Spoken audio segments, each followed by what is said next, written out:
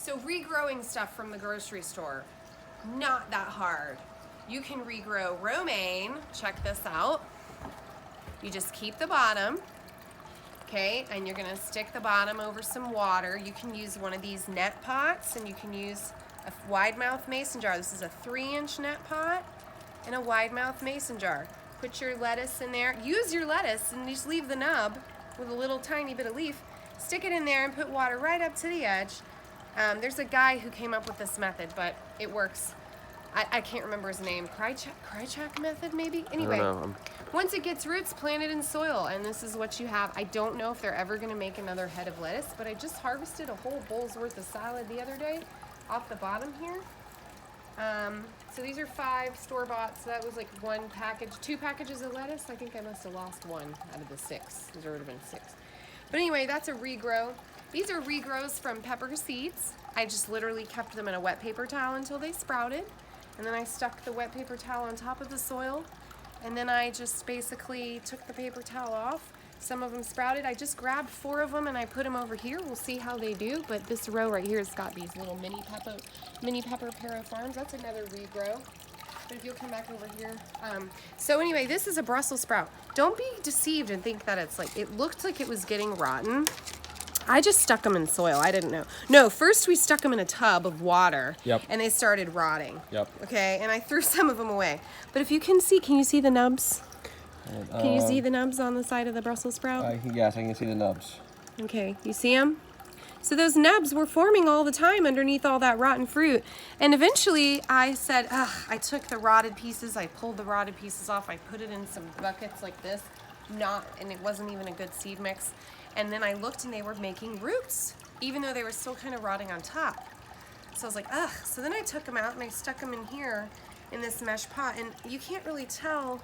Can you see some of the roots? Can you show the roots coming through the bottom? There's actually a lot of roots, but I can only get so many. I can get barely any of them there. Yeah, anyway, they're there. Here, wait. Now you can see that's what I could pull through. Yeah, I see the roots But now. there's a lot more than that. But anyway, I just saw these nubs, and so the nubs are growing underneath all that rotten stuff. Here's the cabbage that I started. I'm going to show you a red cabbage over there in a minute to show you how this got started. Red, green, who cares? But what I didn't do with this one was I didn't pull off the other leaves. I'm going to show you what I just learned, which is so cool. So we saw those nubs on the Brussels sprouts. Check it out. I've never seen such a great example of nubs and roots.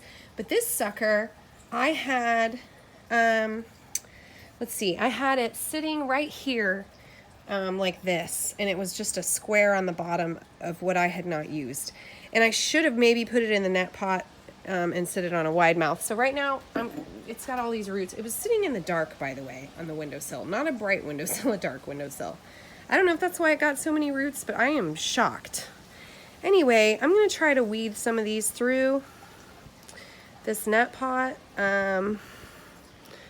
Which kind of sucks to do this because you're going to damage some, but that's why I should have started it in the mesh pot to begin with, probably. But anyway, they'll find their way out maybe. And I'm going to just set it here. So remember, the 3-inch goes perfectly. And then I'm just going to put some water up to right there. And all those little beautiful nubs, they're going to grow into something. Yeah. So if I need to, I'll put some clay pellets around it, but for now, I'm just going to do this, and I'm going to put some water in it. And then I've got some celery over there, too. I think that's the only one I didn't show you. And the onions are regrowing. Take the bottom of the onion. Now, this one, I just stuck an entire onion in there, which is ridiculous. But it's got roots. I can feel it going down. So I'm going to have to move these so that there's actually room for onions to grow under. But look at this sucker. This is barely even alive. So here's an example. I let it root out, and then the stuff rotted from around it. But notice, just because the stuff rotted from around it doesn't mean that the other part of the plant isn't alive. It's not like us. Parts of it can live, even losing major parts. So the problem with this guy is the soil right here. Do you see how dense it is? Yeah. It's very dense. There's no perlite or vermiculite in it. So when we get some, I'll mix some more. This is like basically clay. It's horrible. Well, that's why it's not as bad not. as the Texas clay. I remember that. So this definitely it's a not few as steps bad. above as the Texas clay. But we need more aeration. So that's why some of this is gonna. And here's another regrow. My garlic. These are just cloves that I Well, that peeled. Seems to be doing okay in that soil. No, it's fine. Yeah, I peeled and I Gosh. I'm trying to wiggle so much. I don't know if we're wiggling the camera. I don't know. Anyway, I peeled it and I put the point up and it grew. So I'm going to have to repot these, but that's basically my spiel on regrowing. And I started this because there's a pandemic and people are saying they can't get, you know, food, meat shelves. I haven't solved that one yet, other than you can buy at chickens. You can buy like 100 chickens.